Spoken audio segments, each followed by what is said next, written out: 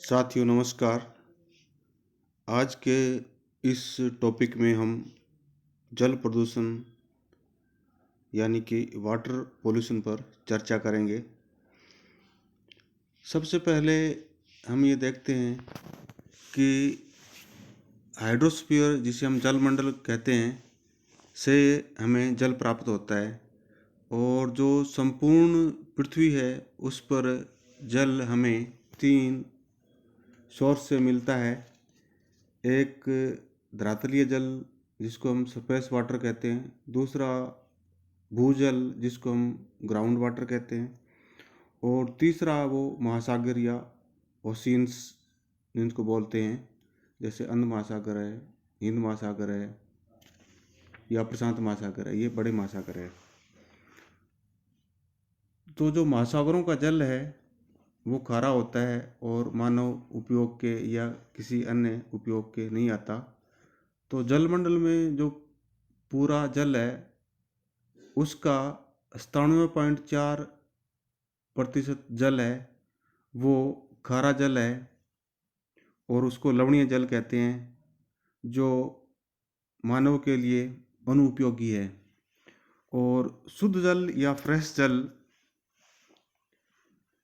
जो मानव उपयोग में लेता है वो संपूर्ण जल का 2.6% ही है और इस 2.6% का भी जो 70% भाग है वो हिम टोपियों जिसको आइस कैप कहते हैं या हिमखंडों या हिमनदों जिसे हम ग्लेशियर कहते हैं में मिलता है।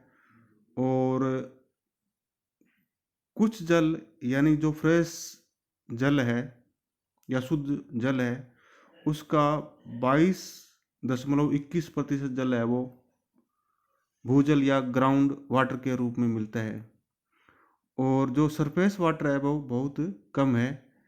जो झीलें हैं उसमें जो जल है वो शुद्ध जल है उसका 0.35% है और नदियों से जो हमें जल मिलता है वो शुद्ध जल का 0.003% मिलता है। तो इन आंकड़ों से हमें सहज ही अनुमान लगा सकते हैं कि शुद्ध जल या मानव उपयोग के आने वाला जल है वो बहुत ही कम है और हमें इसका संरक्षण और संवर्धन करना चाहिए। अब हम जल प्रदूषण पर चर्चा करते हैं। वो जल जो मनुष्य या जलीय जीवों पर या वनस्पति पर प्रतिकूल प्रभाव डालता हो और जो उनके उपयोगी न हो उनको हम साधारणतः प्रदूषित जल मानते हैं। अब हम 3-4 परिभाषाओं पर चर्चा करेंगे। पहली परिभाषा वो ये कहती है कि जल की भौतिक, रासायनिक तथा जीवीय विशेषताओं में हानिकारक प्रभाव उत्पन्न करने वाले परिवर्तन को जल प्रदूषण कहते हैं और ये हानिकारक प्रभाव किस पे पड़ते हैं? मानव स्वास्थ्य और जलीय जीवों पर पड़ता है। दूसरी परिभाषा वो है वो WHO यानी वर्ल्ड हेल्थ ऑर्गेनाइजेशन ने 1966 में दी थी, यानी विश्व स्वास्थ्य संगठन ने। प्राकृतिक या अन्य स्रोतों से उत्पन्न अवांछित बाहरी पदार्थों के कारण जल प्रदूषित हो जाता है तथा वह विषाक्त एवं सामान्य स्तर से कम ऑक्सीजन के कारण जीवों के लिए हानिकारक हो जाता है तथा संक्रामक रोगों को फैलाने में सहायक होता है। एक और परिभाषा है, तीसरी परिभाषा, प्राकृतिक या मानव जनित कारणों से जल की गुणवत्ता में ऐसे परिवर्तन को प्रदूषण कहा जाता है जो आहार, मानव एवं जानवरों के स्वास्थ्य, कृषि, मत्स्यन यानी फिशरिंग, आमोद प्रमोद यानी रिक्रिएशनल एक्टिविटीज जो सी किनारों या बीच पे होती है के लिए अनुपयुक्त या खतरनाक होता है, उसको हम प्रदूषण की श्रेणी में मानते हैं और ये परिभाषा वो पी वाइवर ने 1958 में दी थी। चौथी परिभाषा पे एक चर्चा करते हैं। मानव क्रियाकलापों या प्राकृतिक प्रक्रियाओं द्वारा जल के रासायनिक भौतिक तथा जैविक गुणों में परिवर्तन को जल प्रदूषण कहते हैं। और ये परिभाषा CS साउथविक ने 1976 में दी थी। जैसे हम पहले चर्चा कर चुके हैं कि जो हमें संपूर्ण जल मिलता है वो जलमंडल से मिलता है, और इसका 97.4% जल है वो खारा है, और वो मनुष्य या किसी अन्य मानव समुदाय या जैविक समुदाय या पशुओं के लिए उपयोगी नहीं होता। और जो शुद्ध जल या जिसको फ्रेश वाटर कहते हैं वो पूरे जल का 2.6% भाग है, और जो मानव के लिए उपयोगी है। और इसका भी 77% भाग है वो आइस कैप्स या ग्लेशियर में है, जो उत्तरी ध्रुव और दक्षिण ध्रुव के आसपास फैले हुए हैं। अब हम जल प्रदूषण का मूल्यांकन और निर्धारण कैसे किया जाता है पर चर्चा करेंगे। तो जल के जो पॉल्यूशन है या प्रदूषण है उसको हम किन इंडिकेटर से मापते हैं, या उनका हम निर्धारण कैसे करते हैं कि ये जल वो प्रदूषित हो गया है और ये जल वो प्रदूषित नहीं हुआ है। तो इसको नापने के लिए या निर्धारण करने के लिए हमारे पास जो पानी है या जल है उसके 3 पक्षों पर चर्चा करते हैं, और 3 पैरामीटर है उन पे हम इसके आधार पर जांच करते हैं। एक है भौतिक आधार या फिजिकल प्रॉपर्टीज ऑफ वाटर, दूसरा है रासायनिक आधार या केमिकल पैरामीटर्स, और ये जल की रासायनिक गुणों पर जांच करता है, और तीसरा है जैविक आधार। ये जल में जो जैविक बैक्टीरिया वगैरह या कोलीफॉर्म पाए जाते हैं उनको आधार मान के और जल के प्रदूषण को हम नापते हैं। अब हम पहले पैरामीटर यानी भौतिक आधार पर चर्चा करते हैं। तो हम पानी के तापमान को देखकर या पानी के रंग को देखकर भी हम साधारण अनुमान लगा लेते हैं। अगर रंग उसका गंदा है, मटमैला है, तो हम देखते हैं कि वो पानी प्रदूषित होता है और मानवीय उपयोग के लायक नहीं होता। इसी तरह हम पानी की गंध को सूंघ के या उसकी ट्रांसपेरेंसी देख के कितना गंदलापन है, या पानी का घनत्व देखकर पानी की गुणवत्ता का अनुमान लगा लेते हैं और उसकी श्रेणी का निर्धारण कर लेते हैं वो किस उपयोग के लायक है।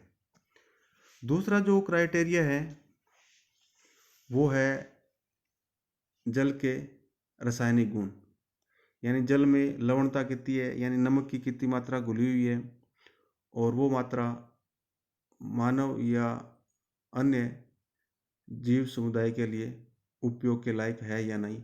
दूसरा जल की कठोरता, यानी जल में कितनी कठोरता है, कैल्शियम या मैग्नीशियम के कितने आयन उसमें घुले हुए हैं, और उसकी अम्लीयता या क्षारीयता को भी नाप के हम पानी के प्रदूषण को ज्ञात कर सकते हैं।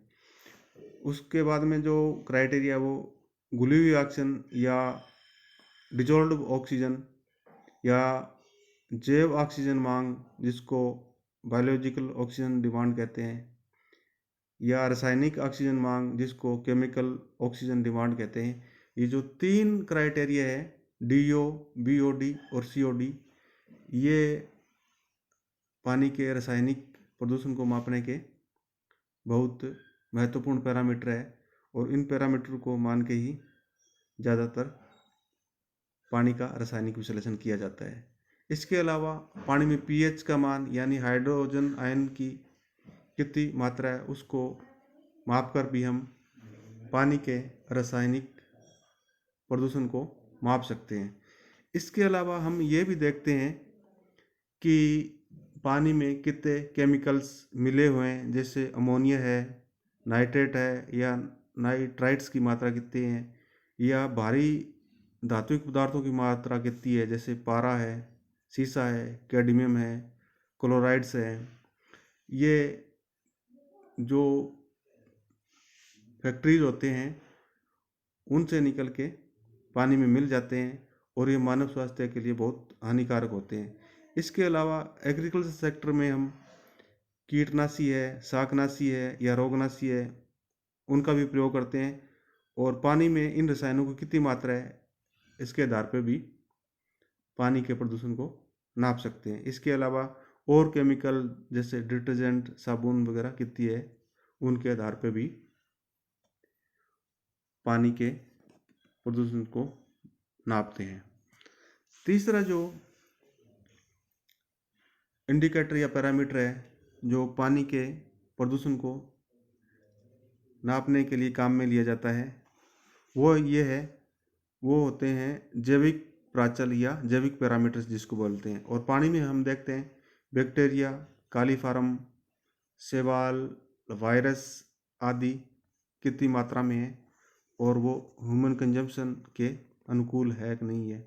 और पीने के पानी का विश्लेषण करने का एक टेस्ट होता है जिसको एम्पियन टेस्ट बोलते हैं और मोस्ट प्रोबेबल नंबर टेस्ट कहते हैं। इसके आधार पे हम पीने की पानी का टेस्ट करते हैं और वो देखते हैं कि पानी है वो मानव के स्वास्थ्य के लिए उपयोगी है या नहीं है। तो इस तरह पानी के प्रदूषण को मापने के या मूल्यांकन करने के हमारे पास 3 क्राइटेरिया हैं। एक भौतिक क्राइटेरिया, दूसरा रासायनिक क्राइटेरिया, तीसरा है जैविक या बायोलॉजिकल क्राइटेरिया। अगर हम पानी के प्रदूषण की बात करें या उसके सोर्स की बात करें तो ये प्राकृतिक और मानवीय कारणों से होता है। और प्राकृतिक कारणों से जो पानी प्रदूषित होता है वो पानी में खुद में अपने को संतुलित करने की एक क्षमता होती है जिसको होम्योस्टैटिक एक्शन बोलते हैं। उससे पानी खुद ब खुद जो प्राकृतिक प्रदूषक होते हैं उनको संतुलित कर देता है।